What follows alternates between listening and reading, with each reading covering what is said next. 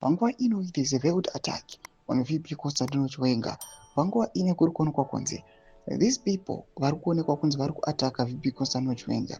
They are not just blocking generally kuti vave the next president, but panguva ino vari kuuya vachi undermine, vachibloka, vachida kuzama kuparadza VP Constantino Chiwenga sewo record at his credentials. Panguva ino vachida kuzama kueresa his history necritical role yakatora yaisvitsa Zimbabwe pairi panguva inoi.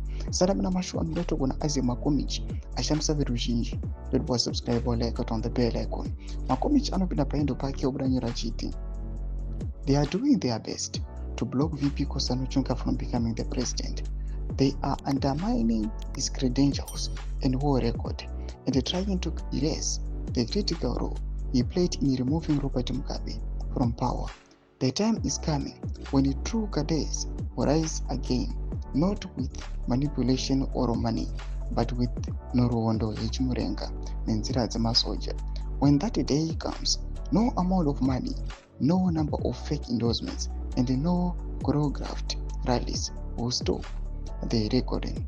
The spirit of Chimurenga will prevail over opportunists. Thomas Shwanbudatoko na Isaac Makomichi panguva ine achiri aiwa VP Constantino Chiwenga panguva ino is under attack, and panguva ino kuri kuonekwa Zvigananda zviri kuzapa by all their means kuya vachiataka general.